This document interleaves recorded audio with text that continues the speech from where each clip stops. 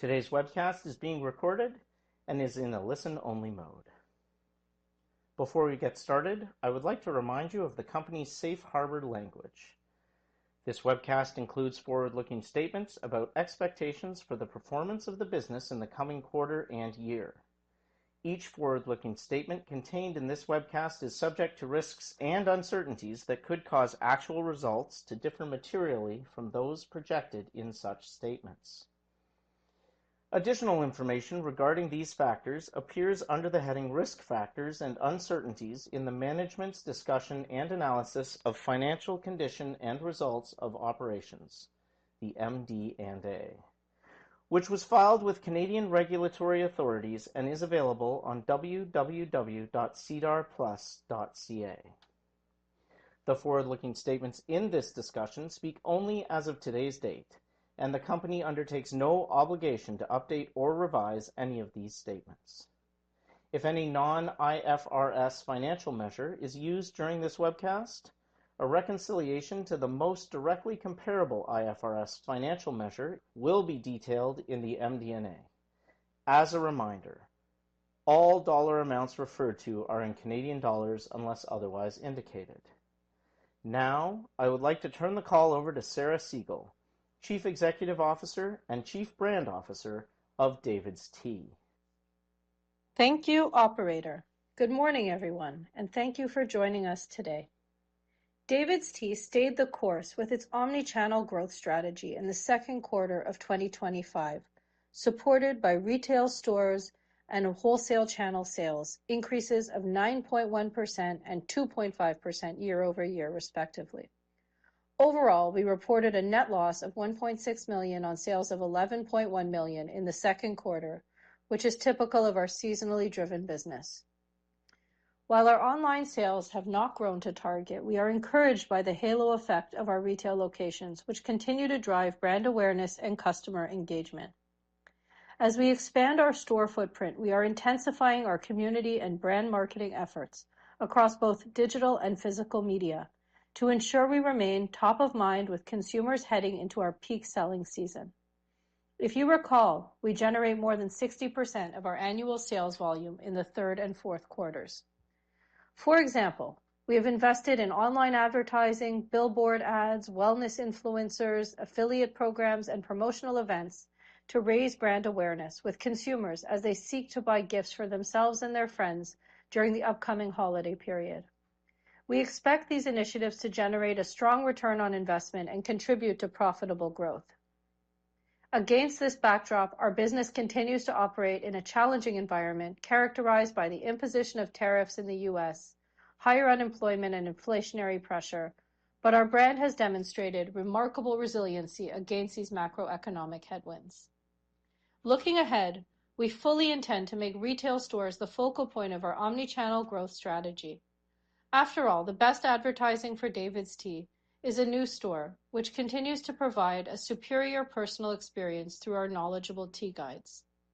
We believe this positive in-store consumer experience, in turn, will continue to convert non-tea drinkers or casual tea drinkers into devoted tea lovers. Accordingly, we are currently renovating our flagship store in Montreal South Shore and remain on track to reopen in mid-November. This represents an exciting first step in our renewed retail expansion strategy. We have also signed a second lease agreement in Quebec City. The opening of a store at Laurier in Quebec City's provincial capital will supplement our current offering at Les Galeries de la Capitale. In addition, we are planning to unveil a third store at the Square One Mall in Mississauga, one of the premier shopping centers in Canada, come July 2026. This store will be based on a new concept that is more open, including an accessible tea bar that enables consumers to sample a wide variety of premium teas and blends, with curated signature drinks that change seasonally. So notwithstanding these 3 store openings over the next 12 months, we are currently negotiating with high-end mall owners across Canada to introduce additional new stores within our portfolio and be well on our way to significantly increasing our store footprint over the next 3 years. In summary, DAVIDsTEA stayed the course with its omni-channel growth strategy in the second quarter of 2025. We reported as expected financial results in what can best be described as a stable quarter, with preparations to conclude the year on target. More importantly, we are firmly on a path to increasing our store footprint over the next 12 months, while also increasing our marketing efforts in new and exciting demographics, with a focus on experiential marketing to ensure that David's Tea brand is top of mind with consumers. Ultimately, with these actions, we have our sights set on delivering sustained and profitable growth in the periods ahead. I will now turn the webcast over to Frank Zitella, President, Chief Financial and Operating Officer of David's Tea. Thank you, Sarah, and good morning, everyone. Consolidated sales improved 0.5% to $11.1 million in the second quarter of 2025. This slight year-over-year increase can be attributed to higher brick-and-mortar and wholesale channel sales, partially offset by lower online revenues. On a channel basis, brick-and-mortar sales grew by $0.4 million, or 9.1%, to $4.6 million in Q2 of 2025, driven by the contributions of 2 additional stores in the Montreal area and positive comparable store sales growth of 0.6%. Wholesale channel sales, meanwhile, rose by $0.1 million, or 2.5%, to $1.5 million in the second quarter, as we restocked grocery stores, pharmacy chains, and big box stores with our core products. For their part, online sales decreased by $0.4 million year over year, or 6.7%, to $5.1 million, as macroeconomic headwinds and noise surrounding tariffs were a drag on e-commerce revenues.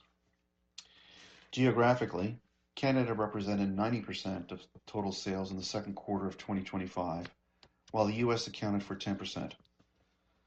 Revenue south of the border decreased by $0.3 million year over year.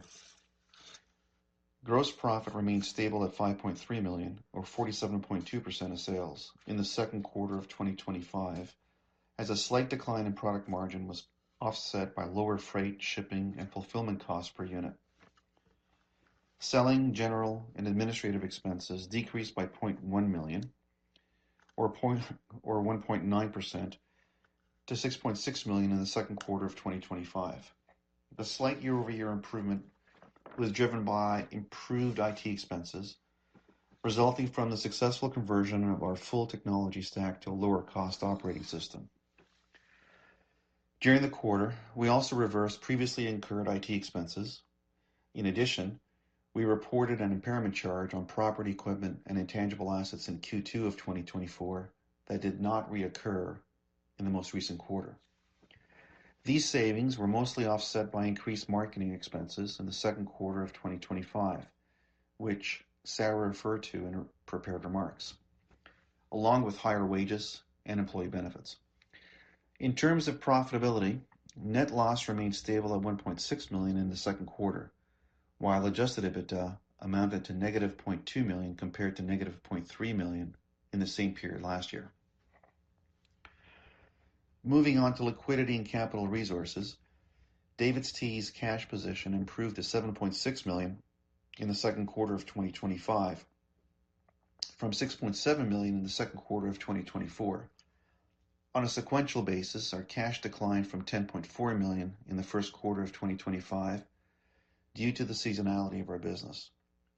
Cash flow used from operations, meanwhile, amounted to $1.5 million in the second quarter of 2025 compared to $1 million in the same period of 2024.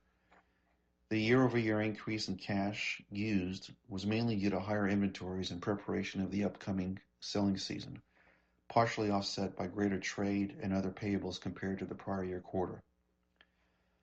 In closing, the entire David's Tea team is brimming with excitement for the upcoming selling season, with brand new collections and innovative gifts prepared for our loyal customers.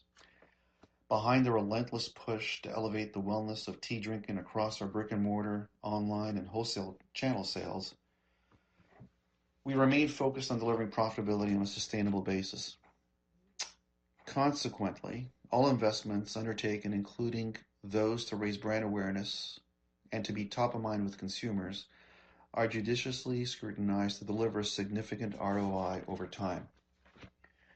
Finally, we announced that Ernst & Young LLP, Chartered Professional Accountants, resigned as auditors of David's Tea at the company's request and that the Board of Directors appointed Richter LLP, Chartered Professional Accountants, as the company's new auditors.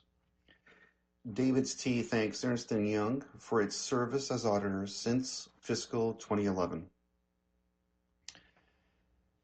This concludes our review of second quarter results for fiscal 2025. We encourage investors wishing to obtain additional color about DAVIDsTEA to contact Investor Relations, coordinate access to management. Thank you for joining us today.